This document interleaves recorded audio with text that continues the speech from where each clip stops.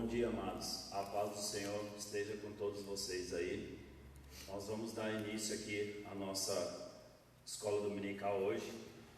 E a lição que nós estamos hoje é a lição de número 2 da revista do segundo semestre, tá? De 2020, que é a Igreja Eleita. Se quem não tiver a revista em casa, para nos acompanhar, quiser adquirir a revista, é só entrar em contato conosco, ou com a minha esposa, ou com o pastor Marcos, irmã Soraya, para adquirir a revista. Tá bom, amados? Amém. Vamos dar o início com uma oração. Amém, meus amados.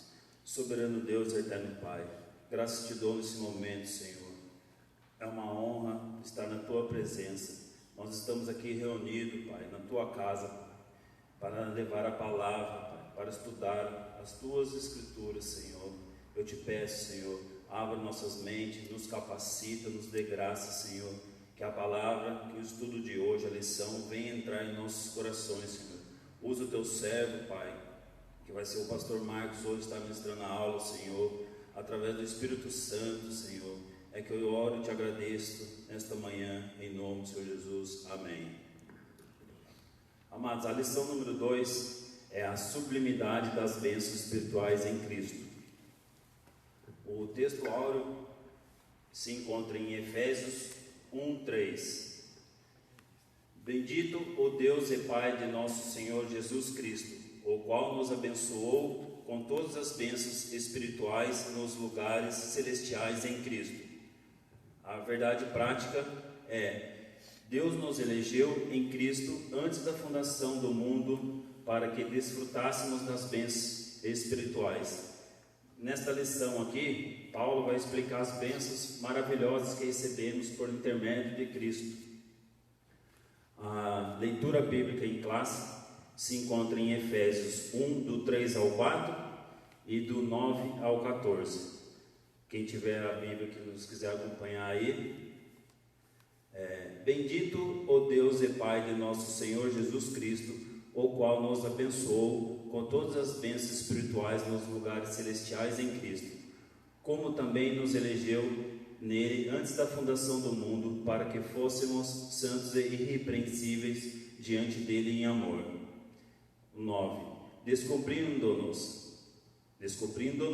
o ministério da sua vontade, segundo o seu beneplácito que propusera em si mesmo, de tornar a congregar em Cristo todas as coisas na dispensação da plenitude dos tempos, tanto as que estão nos céus como as que estão na terra.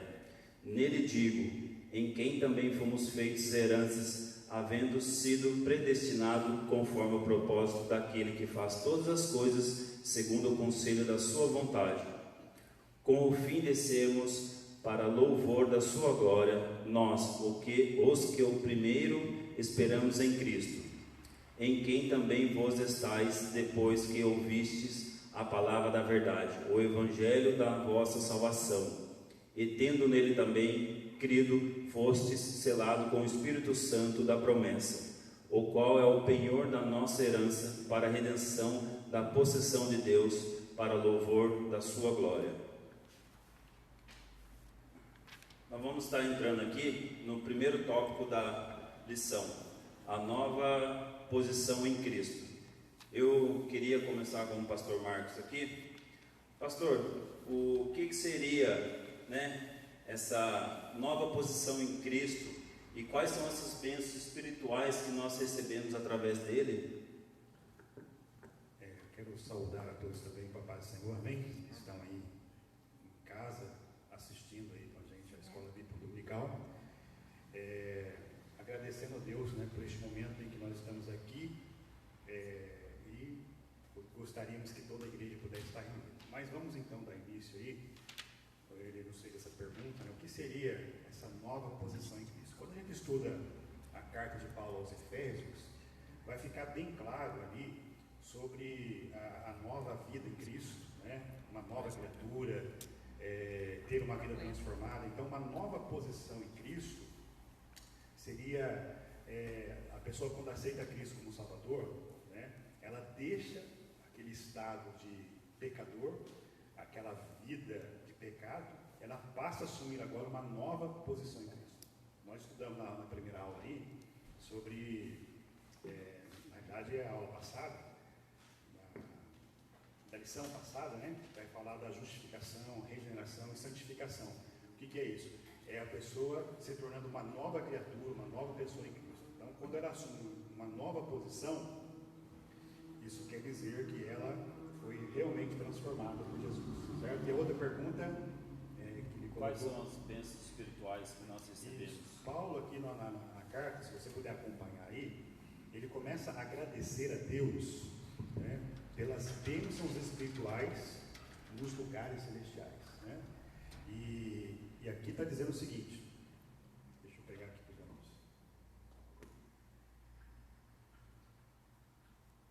Paulo começa adorando a Deus pelas bênçãos espirituais dadas por Deus, certo? E ele cita agora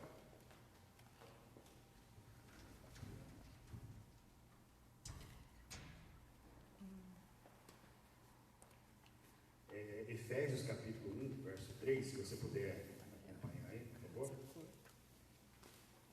Efésios capítulo 1, verso 3. Se você está na sua casa aí, pegue a sua Bíblia também e analise esse texto aí. Paulo dizendo assim, olha, bendito o Deus e Pai de nosso Senhor Jesus Cristo, o qual nos abençoou com todas as bênçãos espirituais nos lugares celestiais. Amém? Então a pergunta é, o que é essa bênção espiritual? Primeiro eu quero dizer o seguinte, que essa bênção aqui destinada à igreja, aos eleitos de Cristo, não é uma bênção física, material. Não que o Senhor não nos conceda bênçãos materiais, certo? Mas essas aqui especificamente, né, são bênçãos espirituais, e ele cita aqui, né, que ocorrem nos lugares celestiais, tá certo? Então, o que é esta bênção aqui que ele está dizendo? Então, na verdade, o texto começa, essa parte aqui, do 3 até o versículo 14, na verdade, uma adoração, é um hino de adoração. Na verdade, é uma gratidão a Deus pelas bênçãos recebidas em todas as áreas das nossas vidas. E no hebraico, essa bênção aqui é chamada de barak, certo? Então, ele vai explicar agora o que seriam essas bênçãos espirituais, tá? Ele fala assim, que bênçãos espirituais são essas? Primeiro, ele vai falar aí na sequência do texto, né? Ele nos elegeu antes da fundação do mundo, certo? Então, quero destacar aqui que o plano de salvação elaborado por Deus, ela ocorreu antes da fundação do mundo. Amém, irmãos? Vale destacar aqui também, tem muitas pessoas aí, não sei se vocês já ouviram falar, de que se Israel não tivesse negado a Jesus como Senhor, alguns dizem que a salvação não chegaria até nós. O que os irmãos acham disso? Você acha que é assim mesmo que funciona? Se Israel não tivesse negado a Cristo, a salvação não chegaria até nós? Você já ouviu alguém ensinar sobre isso? Eu converso com algumas pessoas que dizem que já ouviu alguém ensinar isso, né? Mas, olha só que interessante, o processo de salvação elaborado por Deus para a nossa salvação, ela ocorre antes que o mundo existisse, certo? E a gente vai ver que o processo de salvação, a gente vai ver um pouquinho mais para frente, que não abordava só os judeus, que o plano de salvação também incluía os gentios, tá certo? Mas ele começa dizendo que a primeira bênção espiritual aí que ele cita é o seguinte, ele nos elegeu antes da fundação do mundo para que fôssemos santos. Nós temos aprendido aqui, irmãos, que ser santo é ser separado para Deus. Separado do quê? Né? Separado do sistema pecaminoso que rege o mundo. Quando a gente fala separado do mundo, não é o mundo cosmos, né? O mundo que Deus criou, porque não teria como viver separado do mundo onde a gente vive, certo? Então, quando ele fala assim, para que a gente seja santo, ser separado, é separado do sistema pecaminoso que rege o mundo. A Bíblia vai dizer o seguinte, aquele que ama o mundo, o amor do Pai não está nele. Quem ama o mundo é inimigo de Deus. Então, por isso que ele nos elegeu para sermos santos, separados exclusivamente para ele, certo? E E ele está citando aqui quais são essas bênçãos espirituais. Qual é a primeira? Ele nos elegeu, certo? Para que pudéssemos ser santos. Ser santo significa ser separado, tá bom? Também ser irrepreensíveis diante dele em amor. O que vem a ser isso? A intenção de Deus é que todos aqueles que aceitam a Cristo como Salvador, eles se tornem pessoas irrepreensíveis. O que é isso, irmãos? Na verdade, ser irrepreensível é estar livre de repreensão. Sim ou não? Seria a intenção de Deus era que nós vivêssemos uma vida sem que Ele precisasse, né, estar chamando a nossa atenção. Com os nossos filhos não é assim? Olha, eu não queria estar te chamando a atenção, eu não queria ter que agir assim com você, né? A intenção, quando a gente cria um filho, é que não se precisasse chamar a atenção. Agora, isso não quer dizer que Deus não nos vai chamar a atenção. Se a gente errar, se a gente pecar, Ele vai nos corrigir, Ele vai nos repreender, mas no propósito de Deus, certo? Ele queria que eu e você vivêssemos para Ele, certo? Para Ele, de uma forma que Ele não precisava sempre entrar com a disciplina na nossa vida. Parece que a gente só aprende, né, quando somos disciplinados. Existem umas formas de aprender na vida, né? Mas tem gente que só aprende através da disciplina. Tem um salmista que fala, né? Antes de ser afligido, eu andava errado, né? Então ele entrou para um processo na direção de Deus só depois que ele foi disciplinado, porque ele andava errado, aí ele encontrou o caminho do Senhor, tá bom? Então, a primeira bênção que ele vai destacar aí ele nos elegeu, certo? Para sermos santos, também para sermos irrepreensíveis diante dele em amor. Os irmãos que estão aqui também, irmãos, se quiser fazer um comentário sobre o livro aí, tá, Maurício? O Ives, tá bom? Vamos lá, então. Outra bênção que ele vai falar aí, ó. Ele nos predestinou para filhos de adoção. Ele nos predestinou como os filhos de adoção. Eu achei interessante essa parte aqui, porque a Bíblia vai nos dizer o seguinte, que nós somos adotados, né? Só que na lei romana, irmãos, a lei romana era o seguinte, toda pessoa que adotava um filho, esse filho, por ser adotado, ele tinha os mesmos privilégios de um filho biológico, os mesmos direitos, os mesmos privilégios. Isso na lei romana. Hoje eu não sei como é que funciona a nossa lei, se os filhos adotados hoje na lei eles gozam do mesmo direito. Mas na antiguidade, na lei romana, tinha esse privilégio, tá? Eu adotei, mesmo que se alguém tivesse sido escravo antes, eu poderia adotar um escravo como filho, mas o fato dele ter sido escravo, certo? Não importava. Eu adotei como filho, então ele tinha o mesmo privilégio, certo? De um filho biológico. Então, aqui está dizendo assim que ele nos predestinou para filhos de adoção. Olha aí a bênção de salvação para os gentios. Amém, irmãos? E isso aí foi estabelecido antes da fundação do mundo, certo? Então, ficou claro? João capítulo 1, o verso 11, vai dizer o seguinte, que ele veio para os seus, e os seus não receberam, mas todos quanto receberam, no texto original lá no grego está dizendo, deu-se o direito de ser chamados filhos de Deus, direito legal aqui, aquele direito legal, né, de ser chamados filhos de Deus. Então, Paulo também, quando escreve a Romanos, sobre a situação dos gentios, ele vai falar assim que Deus, ele cortou, né, Israel da oliveira, né, figueira ou oliveira? Me ajuda aí, oliveira, né? E nós fomos o que? Enxertados.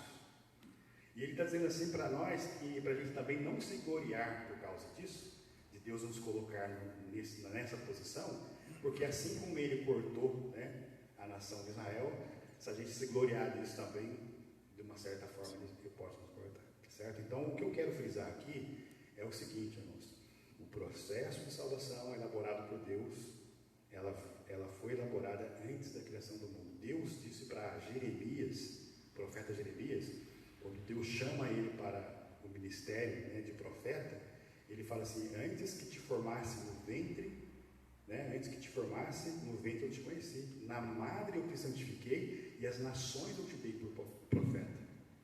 Olha só o qual servimos, né?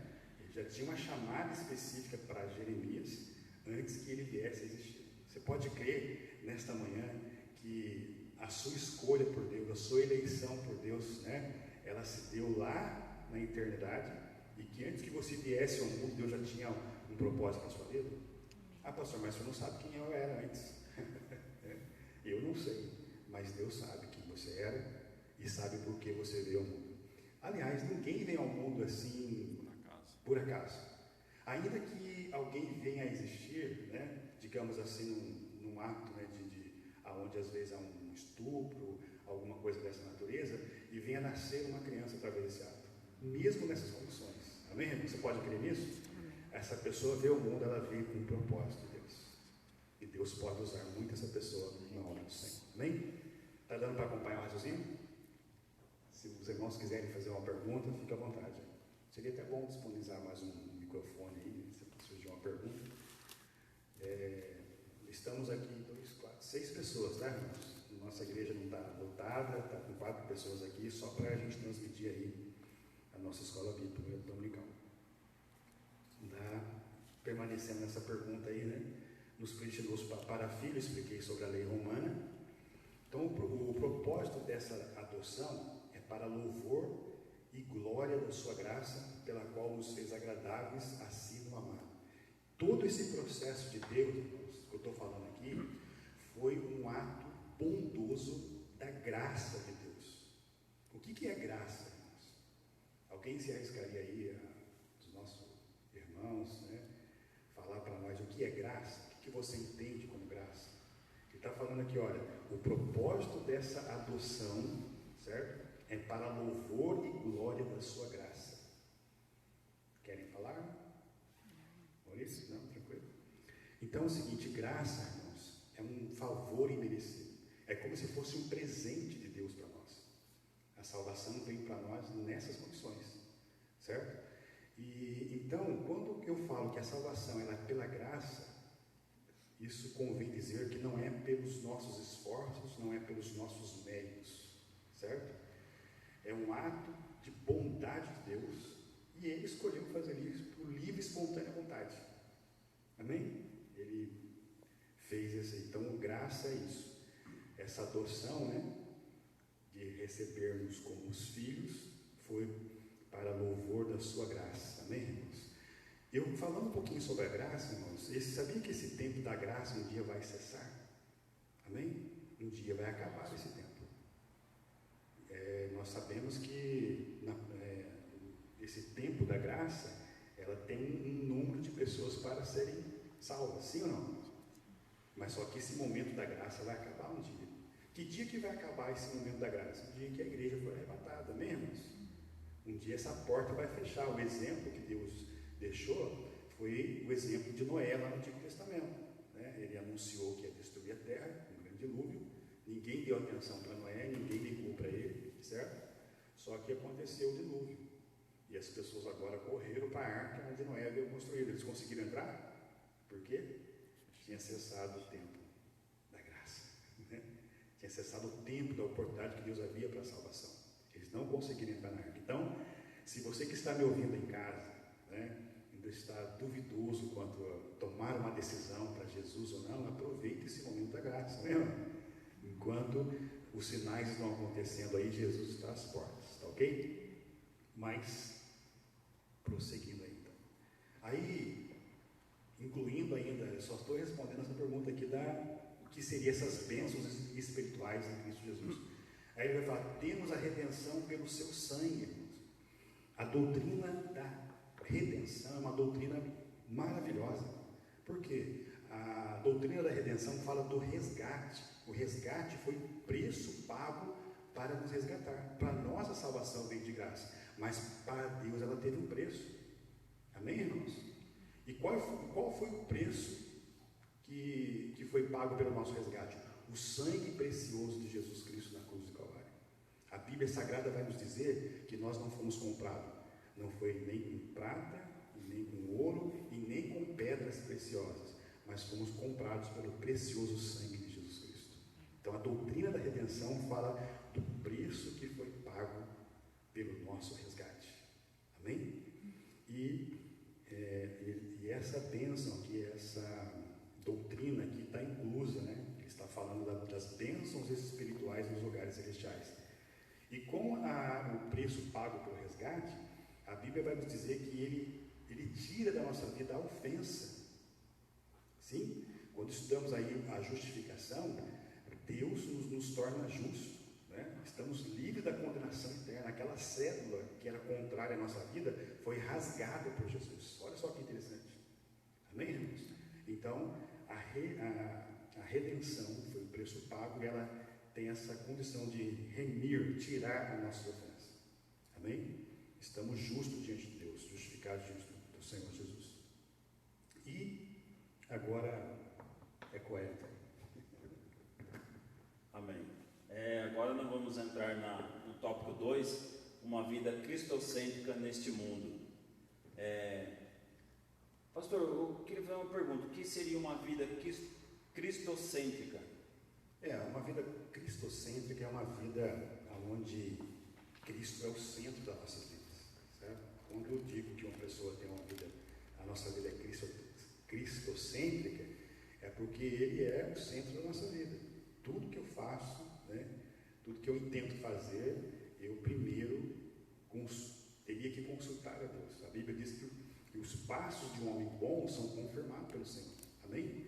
Então, só que a gente está vendo uma época hoje em que o nome que se dá a isso, eu não me lembro agora, mas é um endeusamento do ser humano, do homem, né, em si. Ele acha que ele que é o dono da situação, ele faz as coisas que dá na cabeça, ele toma as suas decisões por si próprio. Então, essa pessoa que age dessa maneira, ele não está sendo cristocêntrico. Cristo não está sendo o centro da vida dele. Amém? Então, cristocêntrico é uma pessoa que coloca Cristo no centro da sua vida. Tudo que ele faz, certo? E da forma que ele age, ele coloca Cristo na frente. Se todos nós cristãos, amém, irmãos, tivesse essa atitude de tudo que a gente for fazer, a gente colocasse Deus na frente, né? A gente só coloca Deus na frente quando a gente já tentou várias vezes, não deu certo, batemos a cabeça ali, batemos aqui, aí a pessoa lembra: nossa, vou perguntar para Deus. Não é assim que acontece? A Bíblia vai nos citar uma ocasião em que uma mulher que há 12 anos ela sofria de um fluxo de sangue, e a Bíblia diz que ela gastou todo o seu dinheiro com os médicos, ela buscou recursos, deveria ser uma mulher que tinha bens, né? Só que ela só foi lembrar de Jesus quando ela gastou tudo e não tinha mais recurso. Aí ela lembrou de Jesus. Aí eu pergunto: Jesus rejeitou ela? Sim, não? Jesus deixou ela bater a cabeça, Jesus deixou ela passar o estreito, mas quando ela chegou até Jesus, ela recebeu a cura. Amém, irmãos? Então, dentro dessa ideia aí que a gente entende o que é ter uma vida cristocêntrica. Amém, meus amados. Agora vamos entrar no tópico 1 no tópico 2, mas tem o ponto 1, a revelação do mistério. Pastor, em Efésios 1:9 tem a frase, o versículo fala: descobrindo-nos o mistério da sua vontade. Em Colossenses também 1:26 ele fala: sinaliza a revelação da verdade que estava oculta aos santos de Deus. O que é essa revelação? O que estava oculto? O que estava oculto aos santos de Deus? O que quer dizer isso? Irmãos, eu acho interessante essa parte aqui da Bíblia, porque primeiro eu vou citar os versículos que estão se relacionando a isso, depois eu vou explicar, tá bom? Paulo ele vai dizer que havia, uma revelação que ficou oculta no passado, não foi revelado no Antigo Testamento. Ela só veio à tona, no Novo Testamento, depois que Jesus veio, morreu e ressuscitou. O que seria essa revelação que ficou oculta no passado? Então eu vou ler alguns textos aqui primeiro, que vai dizer assim, Efésios 1:9 vai dizer o seguinte: desvendando-nos, ele está dizendo aqui, o mistério da sua vontade, segundo o seu beneplácito que propuseram em Cristo. Então olha só, ele está falando aqui que está desvendando-nos, ele está descobrindo um mistério aqui que estava oculto. O outro versículo, Efésios 1:10, sequência: de fazer convergir nele, na dispensação da plenitude dos tempos, todas as coisas, tanto os que estão no céu como os que estão na terra.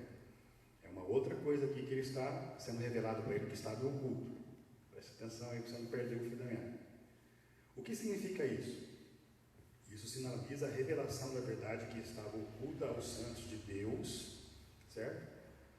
O mistério que estiver oculto através dos séculos, né, das gerações, agora todavia se manifestou aos seus santos, que foi o versículo que ele leu aí, tá? Na verdade, esse mistério, segundo a Bíblia, olha só o que é, irmãos. Vou citar bem devagar aqui para que você entenda. Então, havia um mistério no passado que estava em oculto, certo? Que agora Deus revela para os santos profetas. E que mistério é esse que a Bíblia vai falar para nós? Na verdade, esse mistério que Deus traz à tona, principalmente para o apóstolo Paulo, era o quê? Que tantos judeus e gentios, certo? Ia viver num só corpo, amém? Através da igreja, pela pregação do Evangelho. Aí eu volto naquela pergunta que eu fiz atrás. Deus tinha ou não tinha para nós um plano de salvação, sendo nós gentios? Sabe por quê, irmãos? Os gentios para os judeus eram considerados como imundos. Sim ou não? Sabe aquela passagem que Pedro tem uma visão? Que ele vê um lençol aberto, não é isso? E ali tinha toda sorte de animais imundos. Deus falou assim: Pedro, pega, mata e come. E ele falou assim: Senhor, eu nunca coloquei nada imundo na minha boca.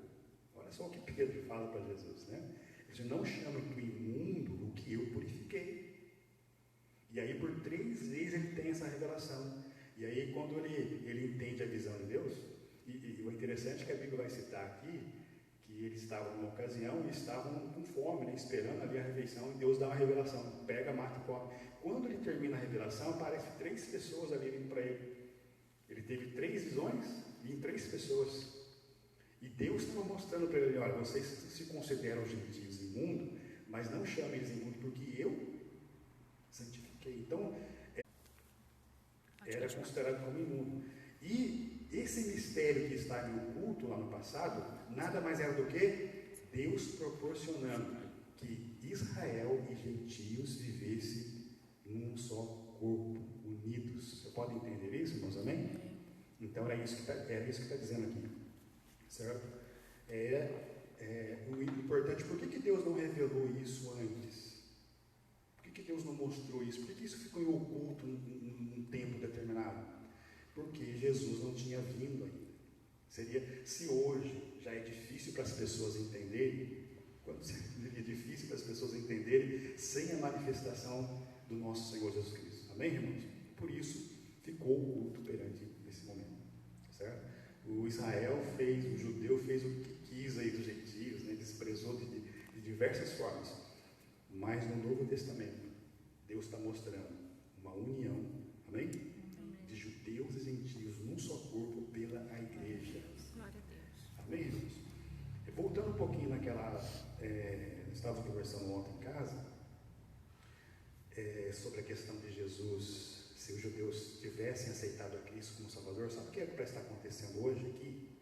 Era para estar um judeu sentado, ensinando. Sim, não? Já pensou que bênção não seria, irmãos? Um povo que teve um contato direto com Deus, com Jesus, formado Nossa, como seria bom? Pensa no Paulo, que era judeu também. O que esse camarada fez em prol da obra do Senhor? Já pensou se todos os judeus agissem como Paulo? Só que eles rejeitaram isso, certo? Então Deus colocou a igreja agora nesse papel, ensinar, fazer discípulos, amém? Estamos nessas condições agora, mas judeus e gentios se formam um só povo através da igreja de Cristo. Você pode dar uma glória a Deus nessa manhã? Amém? Então, fazendo um resumo, era esse o mistério que estava em oculto. Mas não era só isso. A Bíblia vai dizer também que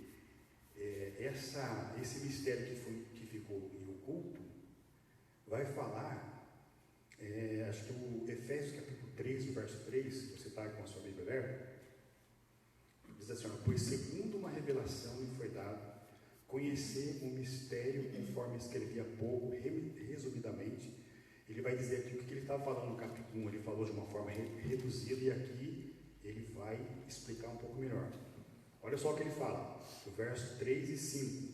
o qual em outras gerações não foi dado a conhecer aos filhos dos homens, como agora foi revelado aos seus santos profetas, no Espírito, certo?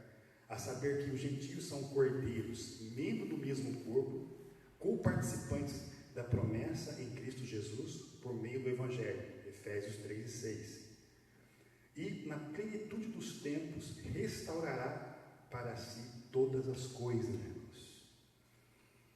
O que seria isso? Não, essa pergunta eu sei que é fazer, né?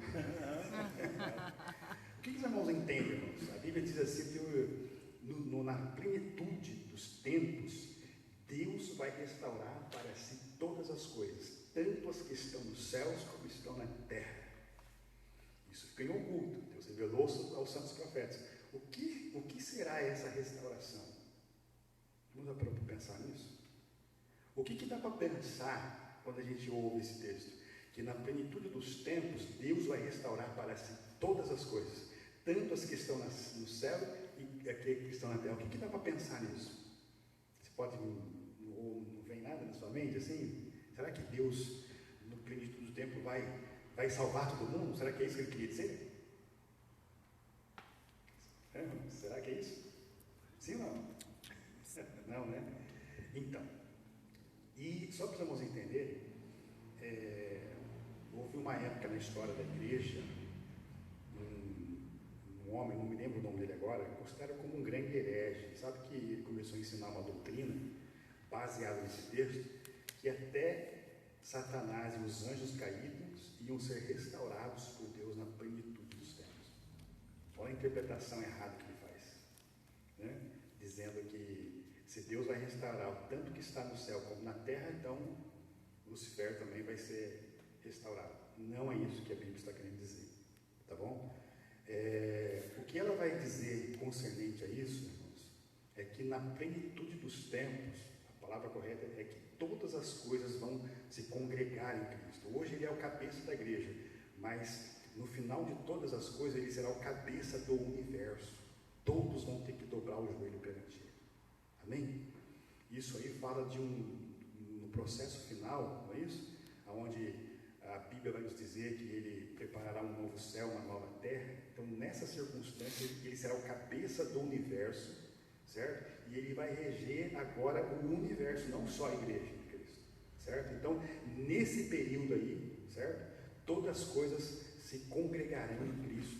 Deu para entender, irmãos? Não quer dizer que Deus vai salvar todo mundo. Aqueles que foram destinados para a salvação estarão gozando da eternidade com Cristo. Aqueles que foram destinados para a perdição vão estar lá, porque a Bíblia vai dizer que o tormento ali é eterno. Amém? Mas no processo final, quando Deus tiver que restaurar os judeus que vão reconhecer como Messias, no processo final de tudo, ele vai ser o cabeça do universo. E ali a Bíblia é bem clara, não vai dar para falar isso agora, é uma parte de escatologia, mas vai ser naquele momento que todo o universo, todo mundo se prostrarão diante do Senhor. Você pode dar uma glória a Deus esta manhã? Glória a Deus. Se os irmãos quiserem fazer alguma colocação, fica à vontade. Tá? Vai lá. Amém. Pastor, também o apóstolo Paulo fala que as bênçãos são destinadas aos crentes judeus e gentios. Mas naquela época, né, os judeus não se misturavam com os gentios, falavam que eles eram pessoas imundas. Então, por que o Paulo fala então aqui que as bênçãos são destinadas aos crentes, judeus e gentios, as nós também? Sim, na realidade ele veio quebrar essa separação que estava no meio, né? Quando ele fala assim lá em Efésios que ele veio trazer a paz, na verdade era a união desses povos. Ele quis mostrar para os judeus que eles estavam errados concernente às nações, que não faziam parte da linhagem, e a gente vê isso quando Paulo ele repreende a Pedro na presença de todo mundo. Por quê? Porque Pedro, ele quando estava no meio do gentismo, não tinha judeu por perto, ele ficava ali, certo? Mas quando chegava alguém que era judeu, aí Paulo chama a atenção dele. Conhece essa passagem na Bíblia? Sim. E repreende ele na presença de todos. Então, havia. E o fato de eles considerarem, né, de que eles eram imundos, e agora Paulo está dizendo que eles fazem parte do novo povo, é porque Deus queria que essa barreira de separação fosse quebrada. Amém, irmãos? Hoje em dia, né, eu não sei como é a visão dos judeus para os gentios, certo? Certo é que os judeus lá que ainda estão aguardando o Messias, eles não acreditam no Novo Testamento, então eles não vão acreditar nisso que ele está falando. Amém? Para eles, Jesus ainda virá. Tá bom, irmãos? Mais uma coisa aí, olha? Não.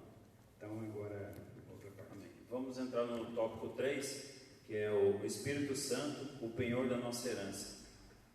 Pastor, aqui ele está falando que recebe o selo do Espírito Santo no momento da conversão. O que é isso, receber o selo do Espírito Santo? Ser selado por ele. Glória a Deus. Tem uma importância, né, irmãos? A gente fala muito sobre selo hoje. Então, o selo, na verdade, o selo é uma marca, né, que indica que aquele produto é seu. Amém? Você sela, se você foi marcado, você é um produto, tem dono. Então a Bíblia vai dizer que o Espírito Santo na nossa vida é como se fosse uma marca de que nós pertencemos a Deus. Isso acontece no momento da conversão. Quando você aceita Cristo como Salvador, Ele te sela com o Espírito Santo. Porque é o Espírito Santo que convence o homem do pecado. E existem pessoas que fazem uma confusão entre ser selado com o Espírito Santo e ser batizado com o Espírito Santo, que é uma coisa totalmente diferente. Amém? Então, todo cristão ele tem o Espírito Santo na vida dele, certo? Porque ele aceitou a Cristo, ele foi selado. Isso é uma garantia de que ele pertence a Deus. Está dando para entender? O batismo com o Espírito Santo é um revestimento de poder para a pessoa fazer a obra de Deus. Então você pode ser selado com o Espírito Santo e ainda não ter recebido o batismo com o Espírito Santo. Amém, irmãos? Pastor, eu vou entrar no assunto, eu preciso falar isso aí. Qual é a evidência de que uma pessoa ela foi batizada com o Espírito Santo? Alguns irmãos queriam fazer algum comentário aqui? Não? Línguas estranhas. Aí é que está o, né, aí é que está o X da questão, certo? A gente vai ver na Bíblia Sagrada, né, em alguns casos, Paulo quando chega numa cidade, vocês conhecem o Espírito Santo? Nunca vimos falar. Vocês são batizados em que então? Somos batizados no batismo de João. Esse batismo que vocês nunca ouviram falar. E aí Paulo instrui, certo? Ensina sobre a doutrina do Espírito Santo, impõe a mão sobre eles e eles recebem o batismo com o Espírito Santo e logo em seguida eles falam em línguas estranhas. Esse línguas estranhas aqui não é um idioma, porque não tinha sentido eles receberem um batismo com o Espírito Santo e falar em outro idioma ali. Tinha? Só para chegar onde eu quero, quando Paulo instrui a igreja sobre falar em línguas estranhas na igreja, ele fala que fale 2, no máximo 3, um após o outro, mas que haja intérprete, certo? Teria sentido ele estar ensinando, olha para a igreja, se alguém quiser falar em outro idioma aqui, pode falar, mas fale um de cada vez. Teria sentido? Não teria sentido também. Então, porque para alguns, né, algumas pessoas, o falar em línguas estranhas é falar num outro idioma, capacitado pelo Espírito Santo. Nós, assembleanos, acreditamos que a evidência de que uma pessoa ela é batizada com o Espírito Santo é quando ela fala em línguas estranhas. Que proveito tem falar em línguas estranhas? A Bíblia vai dizer que quem fala em línguas estranhas, ele fala diretamente com Deus e edifica a sua própria alma. Sim ou não? Quando a pessoa fala em línguas estranhas na igreja e tem um intérprete, edifica a igreja. Por isso que é recomendado falar em línguas na oração, enfim. Mas eu só estou fazendo uma diferença entre ser selado e ser batizado com o Espírito Santo. O que eu acredito é que a igreja do Senhor Jesus Cristo, nos dias que estamos vivendo, precisa, amém? Buscar esse revestimento de poder, certo? Para que eles possam atuar a obra do Senhor.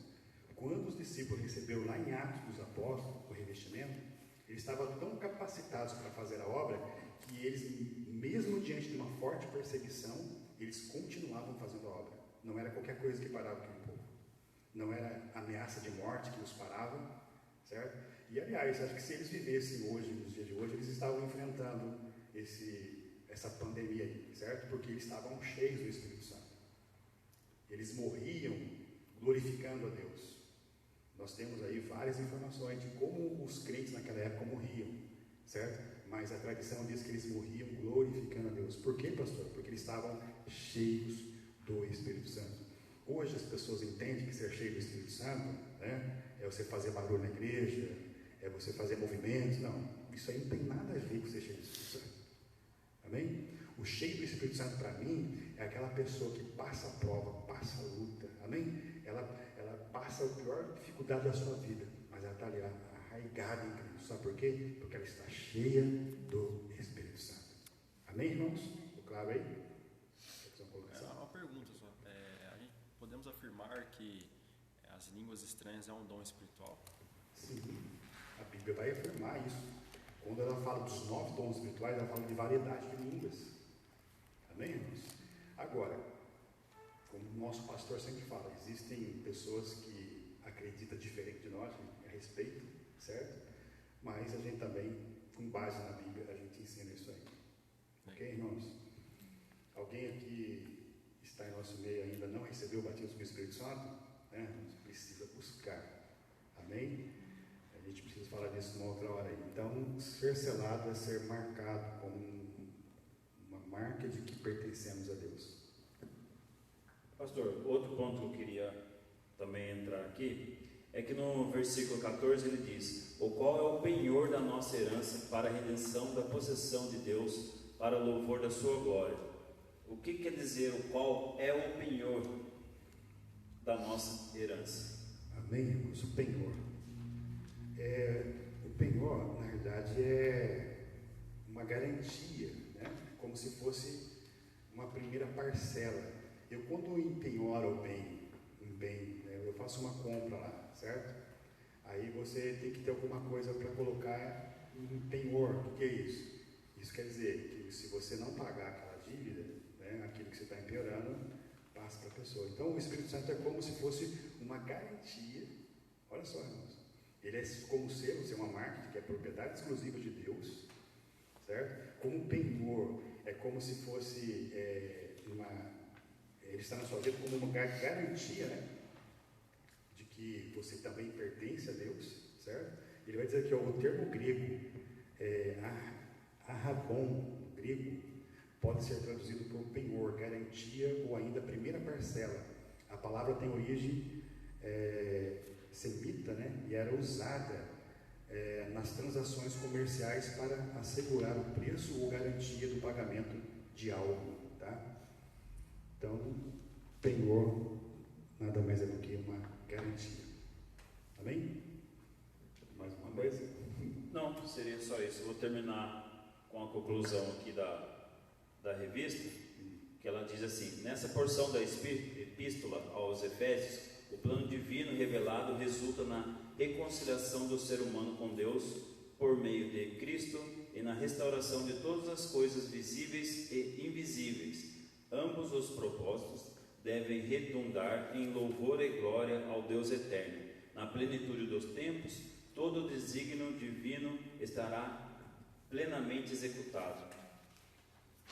E o senhor quer falar mais alguma coisa a respeito da lição? Amém. Nós estamos aqui partindo para a conclusão. Devido a estar gravando, né, a gente também não quer deixar um vídeo assim bem maçante, muito extenso, porque a gente sabe que é difícil uma pessoa, né, ficar aí na frente de um vídeo um grande período de tempo. Mas falando um espaço de tempo bom aqui, de uma maneira resumida, tá? E as nossas aulas, até que volta normal, eu gostaria que fosse assim, né? O pastor que for o próximo da aula, que vai fazer a escala, fosse nesse tom para que fique uma coisa assim mais interessante, tá bom? Então, refrisando aí, tá? Você que precisa pegar a sua revista, entre em contato conosco, não deixe de estudar a Palavra de Deus, porque o estudo da Palavra de Deus, certo? É que nos fortalece e que nos faz crescer espiritualmente, tá bom? Eu quero agradecer a atenção de todos.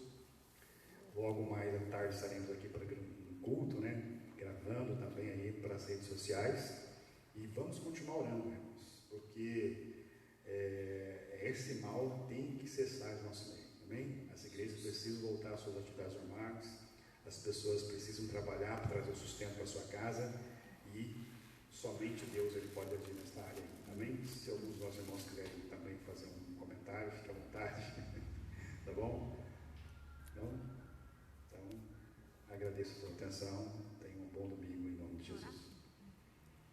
Vamos agradecer a Deus? Senhor Deus e Pai, nós agradecemos por este momento.